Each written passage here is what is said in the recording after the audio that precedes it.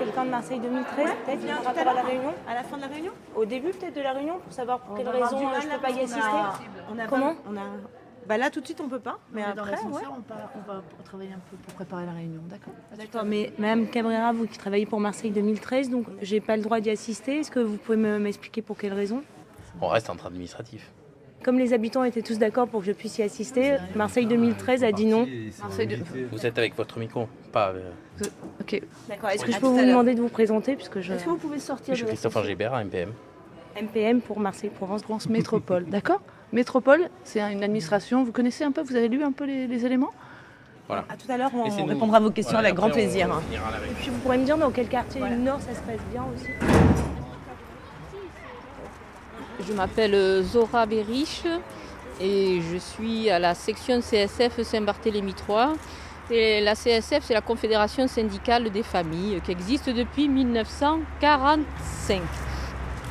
Quartier Saint-Barthélemy, c'est quoi? C'est les quartiers Nord, c'est ça? Enfin... Oui, ça se situe dans les quartiers nord de Marseille, plus précisément dans le 14e arrondissement de la ville.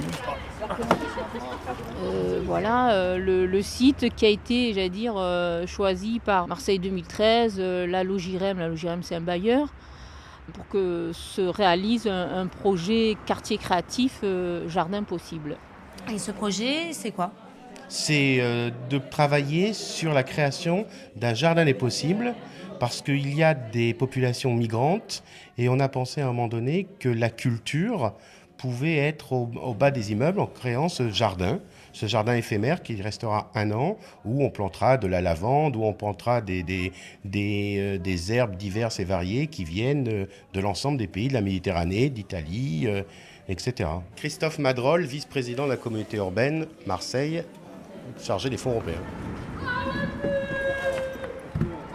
Mais en fait, le problème, c'est que le site qu'ils ont choisi, c'est un site qui va bientôt en fait servir de lieu de stockage pour les travaux d'une autoroute qui est la L2 Nord et qui devrait démarrer là dès 2014. Oui. Si ce jardin finalement n'est qu'éphémère, avec la somme, j'allais dire, déployée pour le réaliser, pour nous, c'est dur à penser et accepter.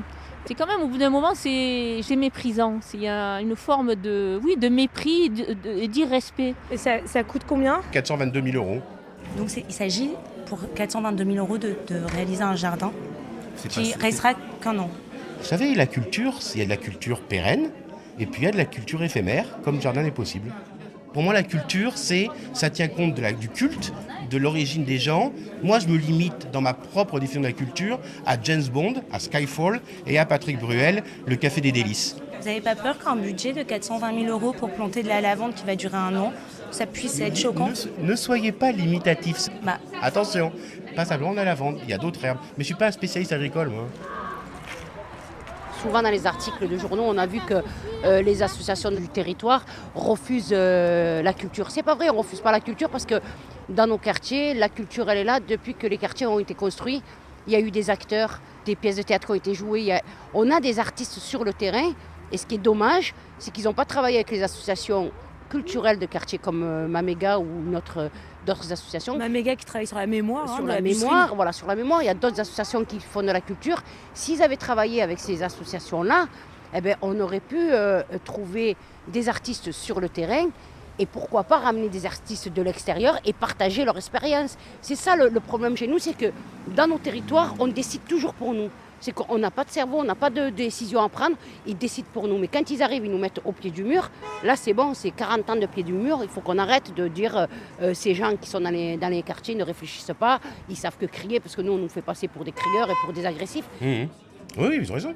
Ils ont raison. Je pense qu'un travail n'a pas été fait et j'en prends ma responsabilité. Sur le fait de dire à un moment donné, est-ce que les associations, est-ce que les habitants sont d'accord? Je me rends compte aujourd'hui qu'il y a eu un malentendu au départ. Et là, aujourd'hui, on est dans la gestion de ce malentendu. C'est aussi de ma responsabilité en tant que financeur de ce projet-là. J'ai pas fait gaffe en amont qu'en déposant ce dossier à cet endroit-là, ça déclencherait la bronca qu'on entend aujourd'hui. Arte Et moi, je fais le pari qu'on va trouver des solutions. Radio. Vous savez, dans une histoire d'amour, il y a toujours une première expérience et souvent on cherche une deuxième, voire une troisième, voire une quatrième expérience. Point. Et c'est des fois à la 5e expérience qu'on trouve effectivement un vrai orgasme.